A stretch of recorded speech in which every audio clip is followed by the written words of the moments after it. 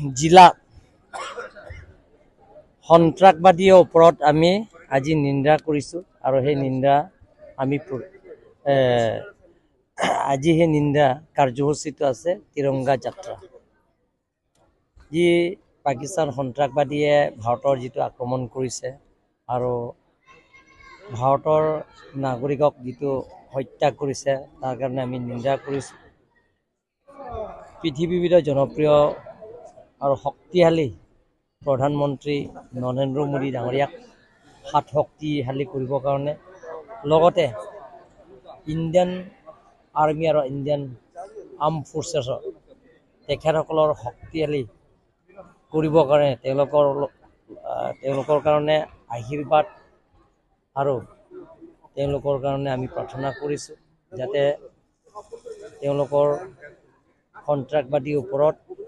যাতে ৰেহাই নহয় বিশেষকৈ পাকিস্তান সন্ত্ৰাসবাদী ভাৰতৰ আহি আমাৰ ভাৰতৰ মানুহক হত্যা কৰিছে তাৰ কাৰণে আমি নিন্দা কৰিছোঁ আৰু সেই তিৰংগা ভাৰতৰ যিটো তিৰংগা সেই তিৰংগা লৈ আমি যাত্ৰা কৰিছোঁ নৰেন্দ্ৰ মোদী হাত শক্তিশালী কৰিবৰ কাৰণে সেই কাৰ্যসূচী লৈ আহিছে আজি কাৰ্বি আংলঙৰ সকলো দল সংগঠন ইয়াত অংশগ্ৰহণ কৰিছে আৰু আমি গোটেই ডিফু টাউনতো তিৰংগা যাত্ৰা আজি আমি প্ৰচেছন গৈ আহিছোঁ প্ৰায় আপোনালোকে দেখা পাইছে হাজাৰকৈ অধিক স্থানীয় ৰাইজ আৰু দল সংগঠনে ওলাই আহিছে যাতে আৰ্ম ফ'ৰ্চৰ যাতে আকৌ অধিক শক্তিশালী পায় আৰু নৰেন্দ্ৰ মোদীয়ে তেখেতক হাত শক্তিশালী কৰিবৰ কাৰণে আমি একতা মঞ্চৰে তিৰংগা যাত্ৰা আমি আৰম্ভ কৰিছোঁ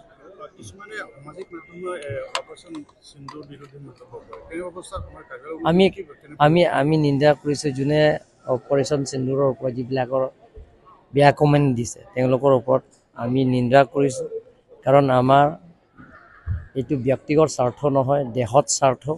যিটো নৰেন্দ্ৰ মোদী ডাঙৰীয়াই যিটো সিদ্ধান্ত লৈছে সেইটো আমি আদৰণি কৰিছোঁ আৰু কাৰ্বি আংলং আৰু ভাৰতৰ ৰাইজে সকলোৱে দল সংগঠনে এইটো আদৰণি কৰিছে